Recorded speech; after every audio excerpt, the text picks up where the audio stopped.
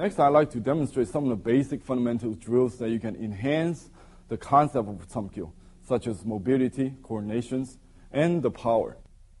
Strike without motion, without mobility, is not much of a strike. Okay? Even today, we know one guy's got mobility is normally a better fighter than a guy who cannot move.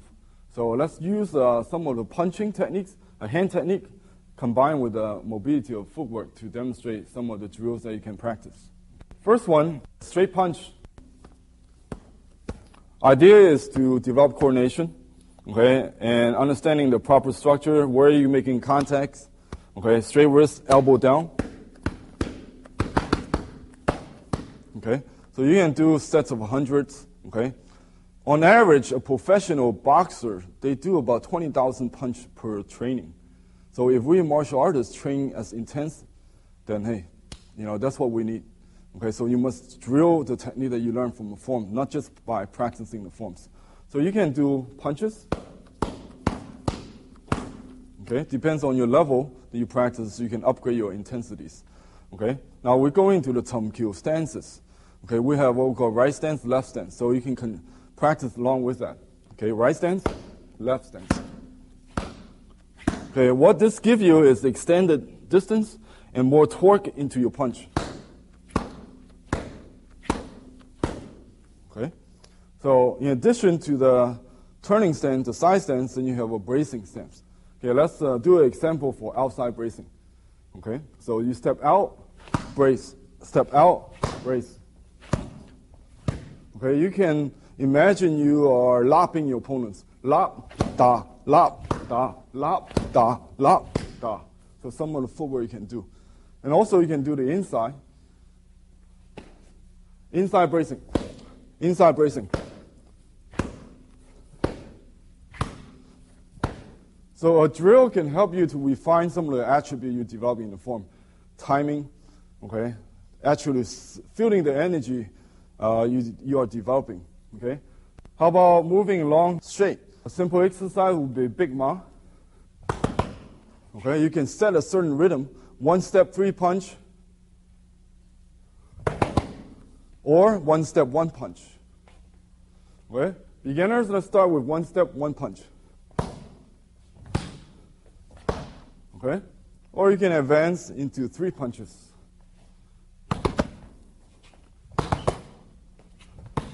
Follow with a Big Ma, you can do Biu-Ma.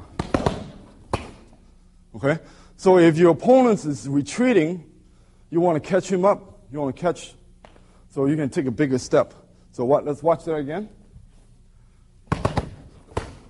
So you can keep up with the distance on target. Kicking will give you the extension of the legs, okay, which will create a distance advantage. And also power. Okay, our legs are normally much stronger than the hands. So those two are the advantages. But there's a disadvantage. Okay, we humans stand on 2 legs. So as soon as you pick up 1 leg to kick, you basically distorted your balance. So therefore, one of the first ability you got to have is balance. So one of the basic exercises could help you just develop balance. So ability to just kick without losing the balance. Okay, so you can use your partner as a distance. Okay, once you have that capability, then actually release your power. Okay, without affecting. So if you kick like this, then you lose your balance. Then in essence, that kick will hurt you because you lose your balance after you do a kick. So you must have control of your balance. So one of the first drill you do, step to the center, find your balance, kick, maintain structure, come down, then do the other side. Step, kick. Okay? Step, kick. Step, kick. Step, kick. Okay? You're stepping to your center. Kicking is very important, okay? But still, just like the hands, you must have the ability to kick on the move. Not stop and pick up your foot and kick. By then, the opponent is somewhere else already. So all the abilities teach you how to move and strike, move and kick same time. So same thing. You try to move and kick. Move, kick. Move, kick. Okay? So give you some ability. If your structure is going the opposite way than your target, then the problem would be created like this. You have no balance. Okay? So again, if you're going to kick that way, your energy, your structure have to go that way. So again, you'll see how this footwork is being applied. Okay? So I didn't lose any momentum going back. So one way to develop that is go ahead, do it exactly like the form. Let's say he comes in. You don't want to do this. Okay? Okay, everything is under control. You kick and finish exactly where you started. Back here. Okay? So some of the kicking drills you can do, including the moving, kick. He can charge in, kick. It's a way to find out if you have the Tumkil body structures. This concludes the Tumkil tape, which is basically a reference for the skill at intermediate level of Wing Chun system. Intermediate level is what we call application stage. Okay, at this stage, you should be able to start to apply some of your Gong Fu. Next series of tape I'd like to demonstrate will be the Chi Sao equivalent of this intermediate level. I want to say thank you for my assistant, Jeremy, and also hope you enjoyed it, and thank you for watching. Welcome to the tape 4 on the Yip Man Wing Chun series. Tape 3 dealing with the Tumkil form. Tape 4 is the Chi Sao equivalent of the Tumkil level, which is what we call the intermediate Chi Sao.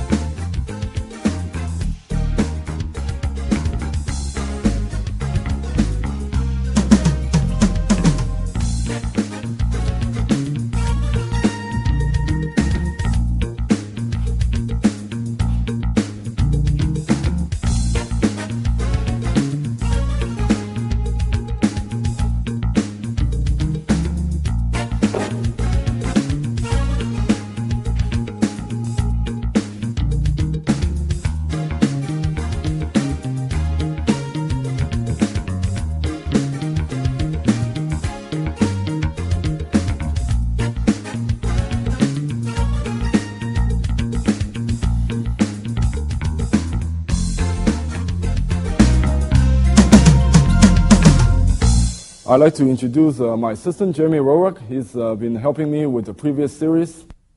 This series of Chi Sao dealing with the fundamental, the essence of Chi Sao, which we're going to break it into what we call Lok Sao, Jip Sao, Zao Sao, Dan Da, and Toi Ma. Lok Sao, literal translation means rolling. Ability to apply your structure and to deal with the incoming energy, Lok Sao. So that's the foundation. And second is Jip Sao, means catching hand, maintaining your proper structure on the center line. And then Zao Sao, when your energy is being forced away from center, how you recover that. And then ultimately, when you have a good structure dealing with proper energy, then you go into the basic single-handed strike called Dan Da, indoor hand and outdoor hand. And last, when you put everything together with the correct body structures, that's called Toi Ma. The first step of Chi Sao is dealing with, again, proper positions of Tan Bong Fuk. Pun Sao, dealing with proper positions, relationship to Tan Bong Fuk. Now, Lok Sao, you're going to continue to put the motion into it, but with proper energy. So energy is one of the hardest part of training, because it's something that you have to feel rather than just something that you can just see and look, especially in this type of format. From the Pun Sao perspective, we have Tan, Bong, and Fuk Sao. So once you understand the platform of rolling, so reality is that application, you must learn how to deal with energy. Now, how do you deal with energy using Tan, Bong, Fuk?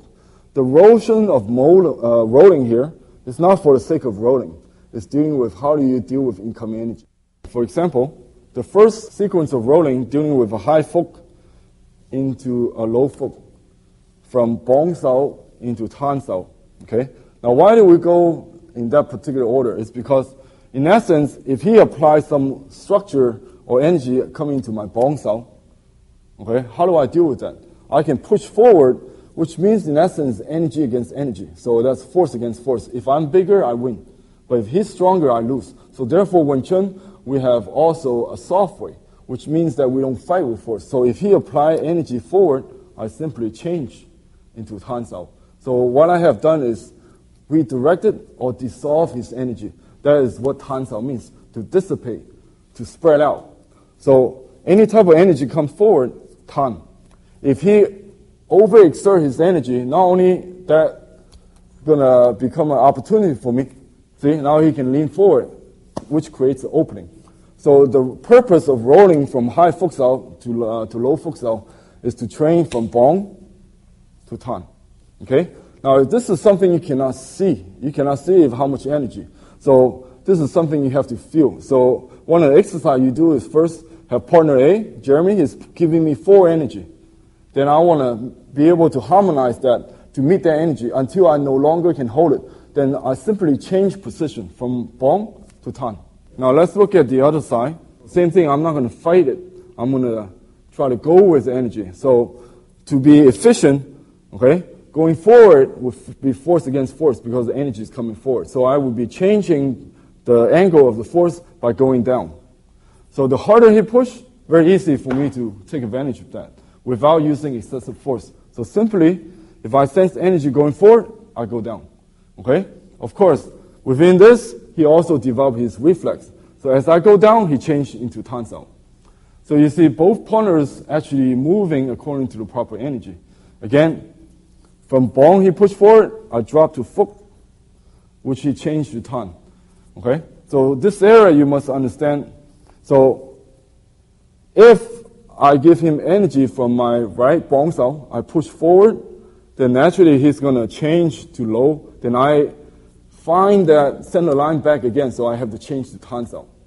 So in order to be harmonizing, then this side have to be rotating along with, okay, so if we are discussing energy from my right bong sao, okay, as he pushed forward, then I drop to 10, and this side also change along with it, okay?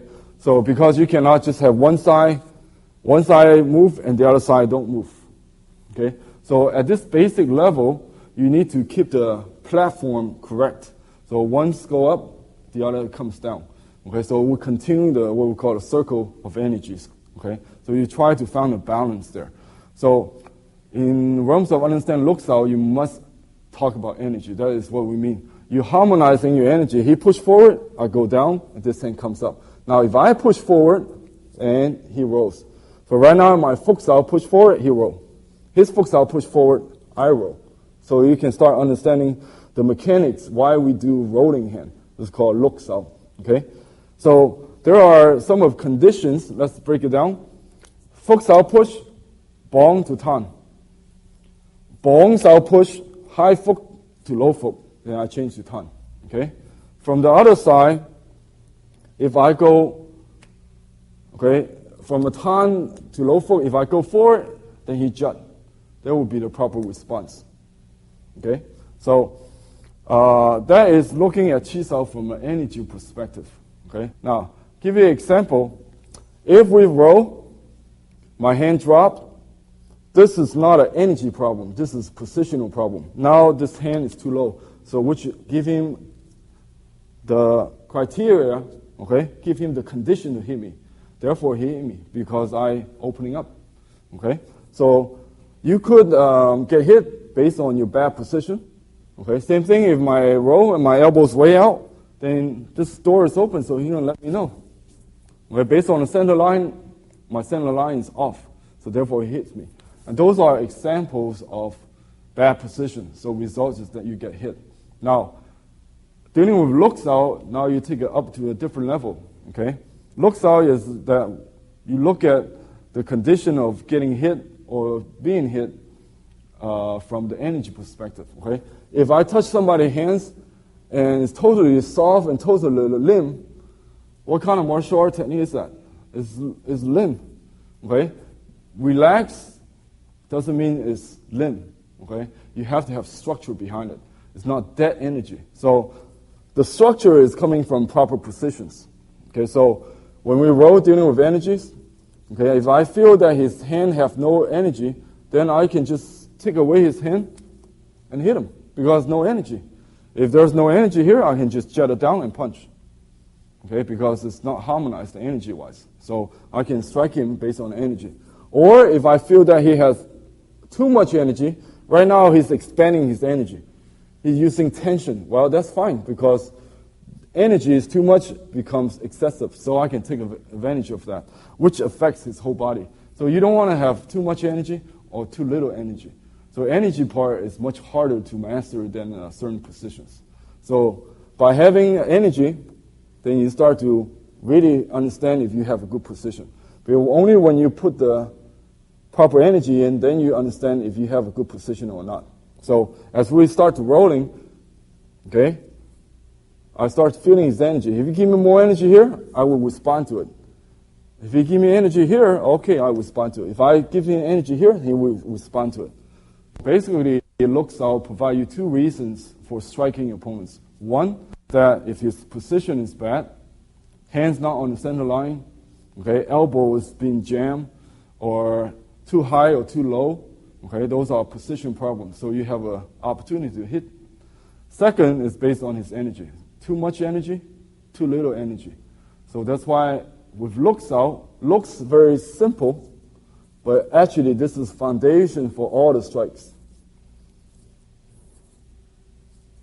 So as an instructor training the students, you must have proper positions by correcting your student's position. Then you must provide him with the energy so he can respond properly. Okay, I'm giving him energy with my focus out, so he roll. Okay, he's got it. So I give him energy on the bounce out. Okay, he roll, he's got it. If I go forward with my tons out, he jut. Okay, so right now he can respond without thinking. So because of the proper energy I provided.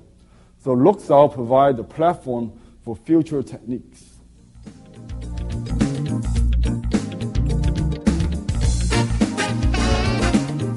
Okay, next we'd like to move in jib sao.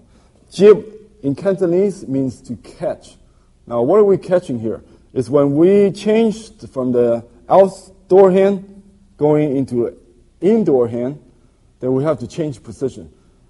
Okay? So the purpose is not just, okay, well, we roll and roll for 2 hours, so we got tired, so we must change. No, that's not the main reason, okay?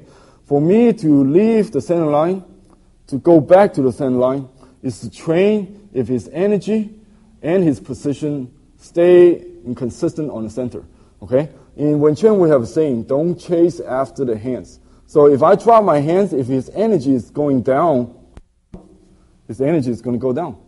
That proves that his energy is not going in the right directions, okay? Now, if my Tansao's energy is going out, okay, and then when he take his focus away, then my hand's going to go out. So those are conditions where you can actually see that your energy is not going the right direction. So where you want your energy to go? To the center, okay? So all the energy is going towards the center. So when I, as a instructor that's training his hands, I want to make sure his structure and energy is going in the right direction. So as I take my hand off, his energy should be able to relax and stay on the center line rather than chasing after my hands like this, dropping it. Okay? So as I drop my hand, his hand stays on center line, so he's responding to proper energy by relaxing it. And then I'm going to hit back, and also this is opportunities for me to test if his structure is strong or not. Because if I run and hit, if I hit and his hands go all over the place, again, there's not enough energy there. Okay, so a way to check that is what we call jib sao. So he is actually catching the incoming energy. So he has to learn how to deal with that. So from fuk sao going to tan sao. From fuk sao going to tan sao. From tan sao going to fuk sao. Now, me doing the running, he's doing the catching. So I provide him with structure so he can catch with.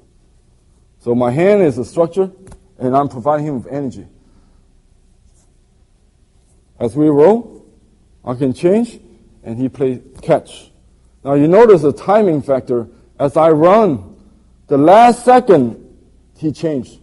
Because as soon as I run and then he changed the technique, that means it's already, okay, telegraphic. He committed a technique without the proper timing. It's too early. So you must also take into account a proper timing. Catching, catching, catching, catching.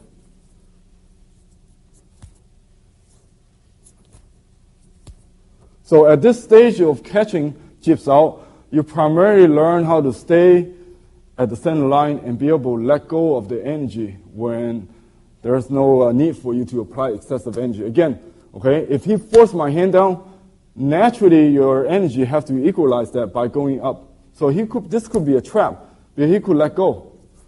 Okay, if he let go, my hands bounce up. Okay, that proves my energy is wrong. So my energy also has to be able to, if he let go, my energy got to let go. So I'm not going to be trapped by his energy. So if he presses down, okay, my elbow holds that in position. If he let go, okay, I'm relaxed too.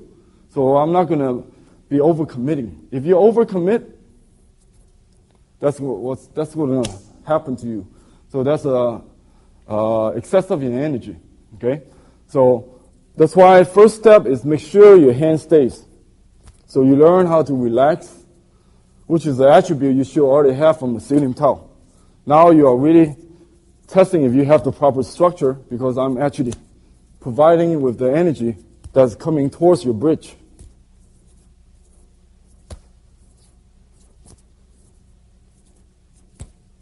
Okay?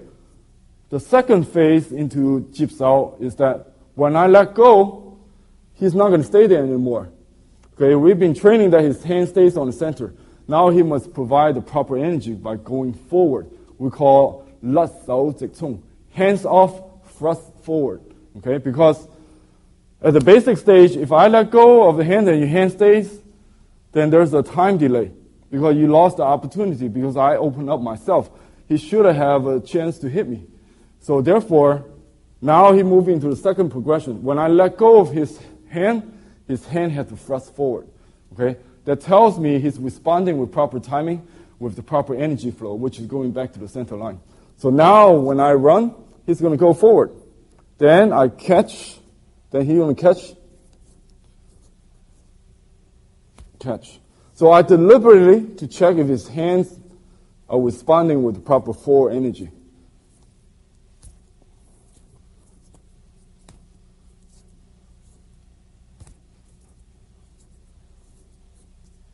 So every time you see I let go, he responds with the forward energy by letting go of his energy towards my center. So this consists of what we call jips out. Okay, once you have basic idea, understand, which is maintaining your center and then projecting the energy forward, then you can go into a little bit more lively expression. Now I'm really applying a lot of energy to develop his structure. You see, the little space I let go, he had the room to go forward. That means his center is good and his energy is proper. His energy didn't chase after my hands. Okay? So you can see this is the reinforcements of basic rolling, not just roll, but now from inside to outside, you are also learning how to respond with this.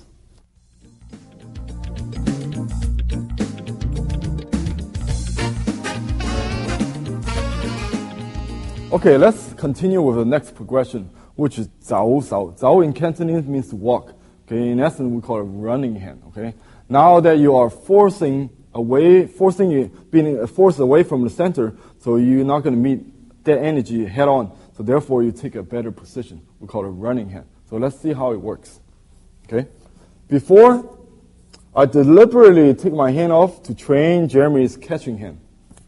Okay, now that he's going to force my hand, okay, such as the tan sao, forcing my hands out. So because he's going away from his center line, I don't want to stay with him in a bad position. So I want to run back to my good position. So therefore, again, we don't want to chase after the hand, especially if you have a bad hand, the energy is going away from the center. So as he's pressing my hand down, so there's no need for me to stick because it's going away from my center. So therefore, I'm going to run back to my center line. We call this running hand. So I can, as an instructor, provide that stimulus so you train him not to stick or to chase after my bad energy. So from here, I push out, so he run back. Then I'll go back. I can push down, he run back. So always using the center line. Okay? So you train your hand not to run away from center, not to chase after the bad position. Okay? Because a lot of time when we use the technique, if a bad strike is coming over this way, it would be a mistake for him to go out here and block it. It would be much efficient if he would have just hit me right here. Okay? So you don't want to chase after the hands. So same idea here. So as I'm training him, I force his hand away. We call this running. Okay? He can force my hand out, I run. I run. Notice where I run to is back to center line. Okay? That's the basic progression.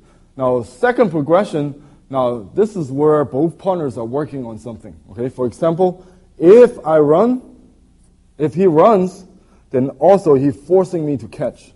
So I'm going to force him out of center, but also I'm going to learn how to recover my center.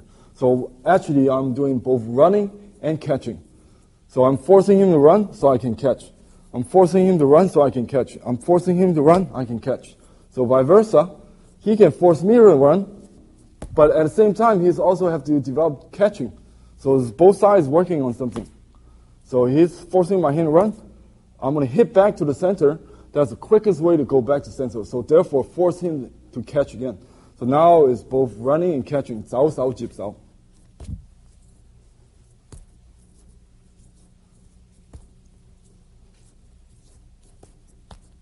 Okay, you see a double run there.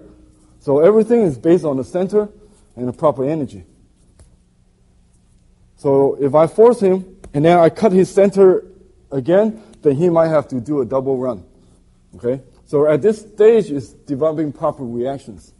So he runs, I catch. Oop, I run again, then I catch again. Okay, so the motion could be very fast based on individual attributes.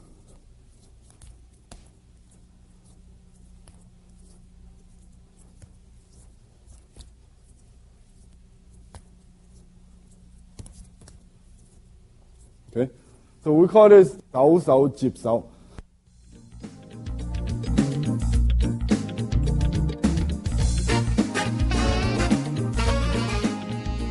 Now what we have done is 碌手, 接手, 走手. Okay. Now let's look at 單打. Basically, 單打what we call single-handed strike. You can strike from the inside or strike from the outside. Okay. This not only introduces the basic hand strike, but also putting all the previous exercise together. Okay. So as we roll, I find that his tanzao is too low. So allow me to challenge him by me throwing a punch. This is called outdoor single punch. Okay, let's watch it from this hand. So if his tanzao too low, I can challenge him, punch him. Because as I punch him, his structure is too low. He have no leverage to recover. So therefore, I have the proper condition to punch him. Okay, so as we roll, we try to find the distortion in each other's center line. Again, if my tanzao too low, he can punch. Okay, so this has been an outdoor strike, straight punch. Okay, vice versa. You have an indoor hand, tanzao. So suddenly if his elbow out of the center, or I feel the energy is too weak, then allow me to do a palm strike indoor. Okay? So from a foot, you can punch. From the tan, you can palm. Okay, let's generally demonstrate. From foot, you can punch. From tan, you can palm. So we call indoor palm, outdoor punch. So we call danda. Because why it's called danda, single hand strike? As one hand strikes, the other hand is maintaining control, maintaining the same stationary positions. Okay? Because you don't want to strike and this hand goes bad. Okay? So one hand in essence is to support. Me controlling Jeremy's bongzao, so I have the proper structure to hit him when his other hand is in a bad position. So we train basic one-handed strikes, okay, based on each other's distortion. So for instructor, I can deliberately create a mistake. Oh, I open up my elbow, so he strikes. Oh, my tons are too low, strike. So this is basic conditioning. Again, allow you to reach to a stage where you can have an instant reflex rather than have to think about it or have to look at it. So as you roll, he opens up, okay? Or I can force him out, and because now we are introduced with a strike, he no longer just hit the center line or go to the empty space. He actually have to make contact now because now he is being introduced with basic strikes. So as my hands goes bad, I force him out, he actually hits me. Okay, so you're closer to the reality of applying your technique. Okay, same thing. I can punch, and he overreact with the tons are going away. Then I can run back and palm strike him. Let's look at that again. Okay, so as I palm strike, he juts. So now I'm not going to chase after a downward motion. I'm going to continue to hit him by doing a run. So now you can see how running and catching actually is to train to support your single-handed strikes. Later on, you will have an unstoppable single-handed strike. Okay, watch. As I palm strike him, he jut, I run. So it's like you have a backup system. Okay. Now again, everything is based on previously what you've been training for. We roll, both partners have good position, but suddenly his hands become weak. He drops his hand, so I strike him. Boom. But if he's good, he will recover by a ton. But if he overshoot his ton, so I run again and I sit him. I palm strike. So either way, I will hit him. So this type of progression allows you to have a simple strike, which is unstoppable. Okay?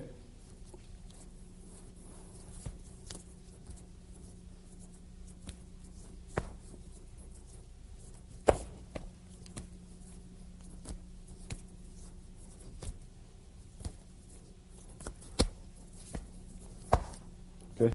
So far, what you're seeing is pretty static. We don't move. Okay? So you actually develop a basic foundation. It's just like ceiling tile. Okay? But the dynamic, the reality of combat is all about motion. So now the last stage, dealing with putting the footwork of Chamkyu into your strike. So we go back to Luksao.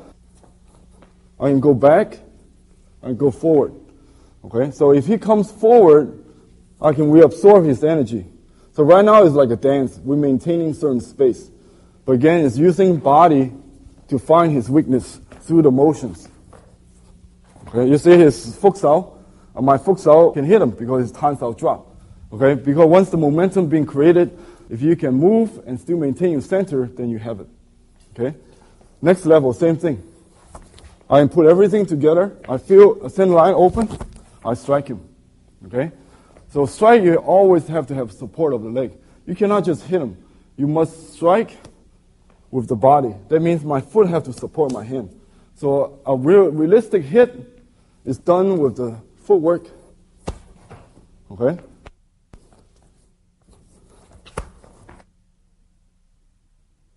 This will start to move.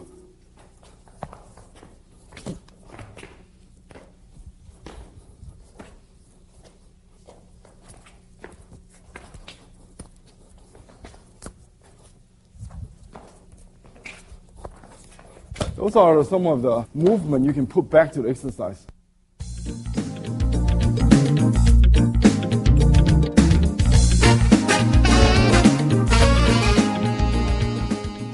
Okay, now you have seen some of the logic progression for this series of Chi Sao. Okay, the purpose behind the exercise. Okay, important thing is that you actually put the time into your training. So now me and Jeremy is going to have some fun. We're going to do some of the basic training based on what we went over from Luk Sao to Jip Sao, Zhao Sao to the Dan Da, the single-handed strike along with the horse. Okay?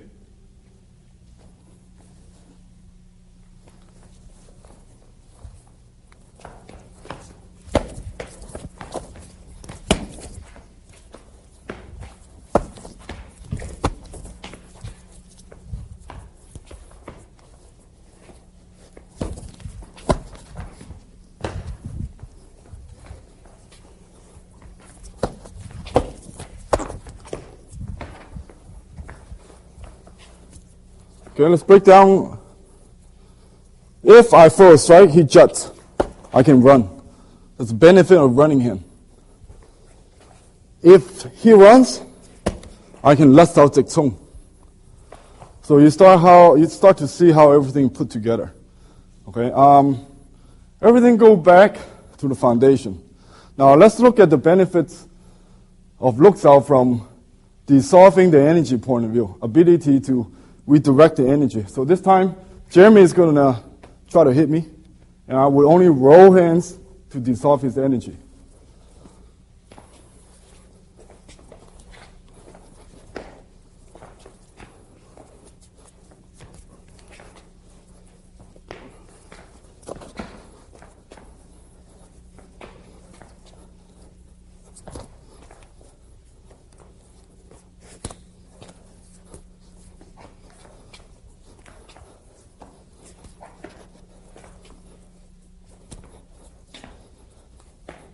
So every time I shut him down by taking away his center and redirect his energy. Jut. Calm. Okay? Again, his hands way outside of his center. So I have advantage. And I'm keeping my center occupied. Okay? Ability to function at this level is basic structure what you are searching for the Tum Kyo. So that's why this level of exercise give you the core Qi Sao exercise, which further enhance your ability to use your Wing Chun Kung Fu with proper structure of the body. Okay, you notice that we call a single-handed strike. Again, this is basic introduction of Qi Sao. In essence, you can use both hands to strike, okay? But you must master or have proficiency in the body mechanics within the bridge of your own body, called that searching the bridge, okay? Another factor is that if you look at this is the mid part. How come I have not hit his face? How come I don't use the kicks? Okay, again, because this is still developmental stage. At the further development into the BUG, which is thrusting fingers, then you're dealing with more advanced applications, which means as a combat system, you got to have ability to attack the higher gate, the middle gate, as well as the low kicks. So advanced Qi Sao dealing with attacking upper gate, middle gate, as well as kicking to the lower gates.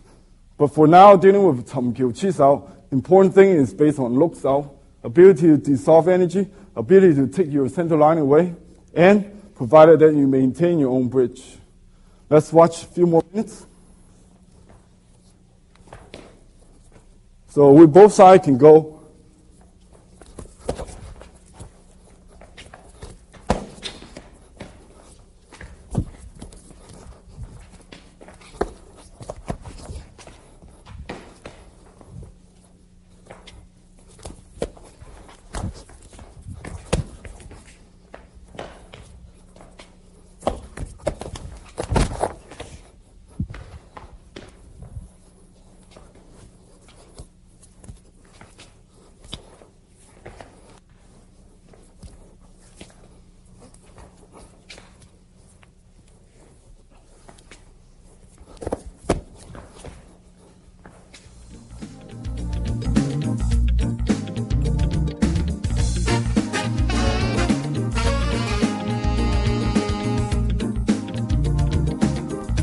Now I'd like to go into Toima a little bit more in depth. Okay, so Toima is important because you start putting the body structures involving greater energy into the hands. So you must have a proper understanding of distance maintenance, maintaining certain structures, as well as the ability to use your body behind the hands. So Toima, first progression, you have a senior and a junior relationship. Okay, so as a senior, I'm going to push Jeremy. So as I'm pushing, he's simply maintaining his structures. As I'm pulling him, he does the same. So as we're doing a little bit more realistic, more energy, you see, as I increase the energy, his hands might collapse, or he might create too far of a distance. If I step forward, he step back too far. Okay, So there's a distance problem. So his whole objective is maintain balance and maintain a proper distance. Okay? So as I'm training him, I'm working on pushing. I'm pushing him with my bridge, not with a push of the hands. Okay? So I'm transferring my body energy into my bridge and through his body. Same thing, you gotta have the ability to draw his energy back.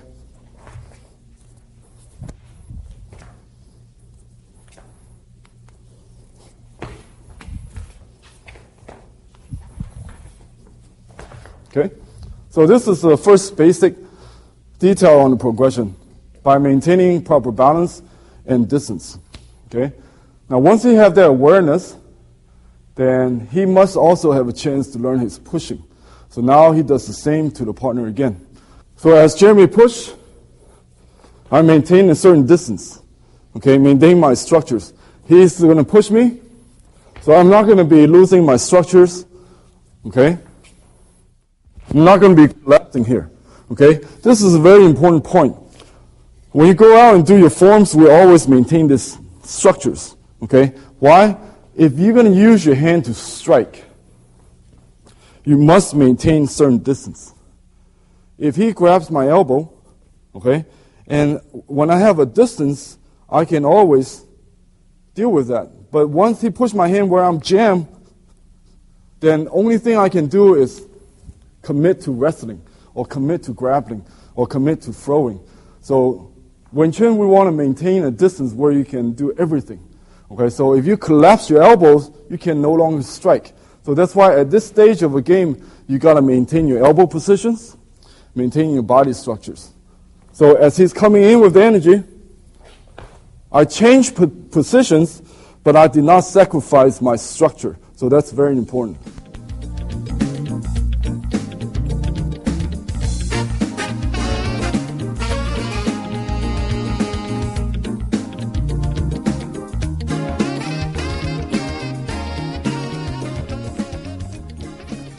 So as you can see, as his energy is coming towards me, I'm simply redirecting it so I can maintain my structure as well as my space.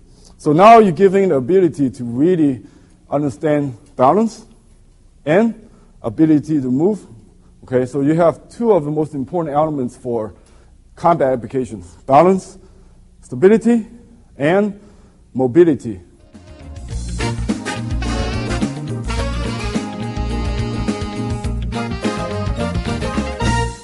For summary, I'd like to point out really in realms of application. Now you're having the capability of using some of the basic tools of Wing Chun. Okay, now you already learn how to move. Okay, you have some offensive, defensive concept, ability to move. Okay, you have to look at it from the concept of really applications. Okay, in realms of applications, you have to understand the distance awareness. Okay, most of the system, they specialize in certain distance. Okay, let's look at Wing Chun. Why does people think Wing Chun is close-range art? Okay, it's not that we like it close-range, because Wing Chun is dealing with combat, and combat is dealing with realities. Okay, if you look at the distance, right now we are not in a combat distance. Why? If you look at it, there's no way I can hit him. So we are actually outside of a combat distance. Okay, so this is really outside of what we call combat space. So at this stage, I'm aware of that. But if I move, such as a good kicker in Taekwondo, okay, a little half a step, then I already come into what we call combat distance. But combat distance, you have kicking, striking, trapping, and grabbing and throwing distance. So maybe if he's not a kicker, he might not aware of that I already have a long weapon that I can kick him with. Okay, my longest weapon in this case is my back foot. So this would become my weapons. So at this stage, he's already in the combat zone. So you must totally be aware of this distance. Because if you fight with a certain style, okay, and you only train with your own people and you have no reality of what other people does, so you have no reality of distance, then you're already at a disadvantage. So that's why we like to analyze why Wing Chun prefer to fight inside rather than outside. Okay. Now, even though I have the longest distance with the back foot, but from a long distance point of view, it would create longer time. Second, it's only one technique is available to you, okay, which is the back foot. So that means as a combat system, you have to take longer time to go in there, and you can only apply one technique at a time. So at this distance, there's not much you can do except kick the guy with the back foot, or kick him with the front foot with the footwork. Okay, so that is the reality of long distance. Okay, so reality, if you're going to engage with your opponents, you're going to have to use everything. Now, for you to use everything, you cannot just stay at a kicking distance. If some guys really want to hurt you, he's going to come in. Okay, or you're not going to stay just at what we call short kicking range. So we have long kicking range. Okay, now we have short kicking range. Short kicking range is where your front foot can hit your opponents. That's short kicking range. And also, short kicking range is equivalent to long striking range. Okay, so long strike, short kicks is the same range. Okay, now as you move closer, you see that your option for combat start to increase. Before, I can only kick him. Now, okay, I'm at a short kicking distance. I can continue to kick him, but I can strike him. I can kick him with both feet now, but I can only strike him one hand at a time. Okay, so as distance increases, you have less option. As distance decreases, you give him more option. Okay, so from long distance into short kicking, into long striking. Now we move into what we call Wing Chun striking zone. Wing Chun striking zone is what we call close range striking. Close range strike is where both my hand can hit. If both my hand can hit, I can kick him both feet. If both feet can hit, I'm close enough to grab him. So right now at this reality, you have maximum variable tools. You can grab, you can kick, you can strike, okay, block. You can trap, you can knee, you can sweep. So reality happens right here, okay? If you're dealing with some guy who really want to hurt you, he's going to come in and hurt you. So you must feel comfortable at this range. And it's at this range, all your tools of combat is available. Okay, now if you go inside of this, where you're dealing with grapplings, you're dealing with, okay, some kind of wrestling, then again, you're going back to less option. At that particular time, you can only sweep, grab. Okay, the strikes become less efficient. Certainly, you're going to have a problem with kicking. So it's at the Wing Chun distance, we call short striking distance. Sometimes we call it a trapping range.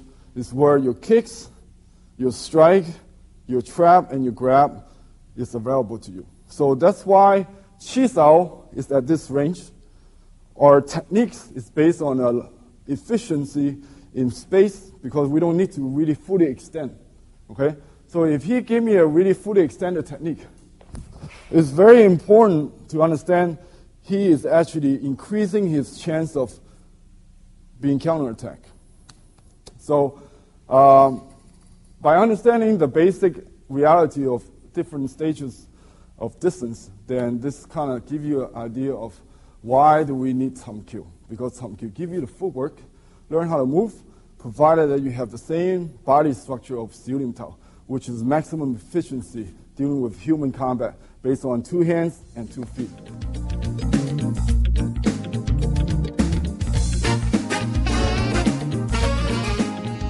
For conclusion, I want to use this opportunity to have Jeremy have an opportunity to speak about his experience and have a few words of wisdom based on the stuff that we mentioned in the videos. Thank you, sir. Okay, so we've covered in the last 4 tapes Siulim Tao exercises, Chum Kyu, and the Chum Kyu exercises. So there's 2 key things I want to bring out as being important when you're training, and it comes from my experience and my experience with my classmates. The first is thinking about progression in terms of training.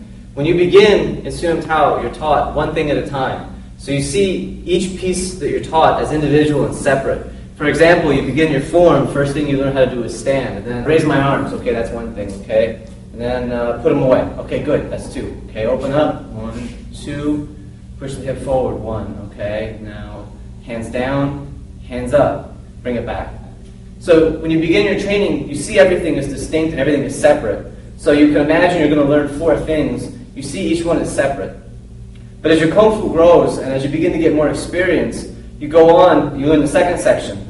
So I'm going to turn my hand over and I'm going to release power. But to release it and release it well, I've got to use my elbow and I've got to use my wrist. I've got to use these 2 things that are separate, but they have to behave like one thing. So you can think of it, you've got these 2 separate pieces, but through training you learn how to make them one.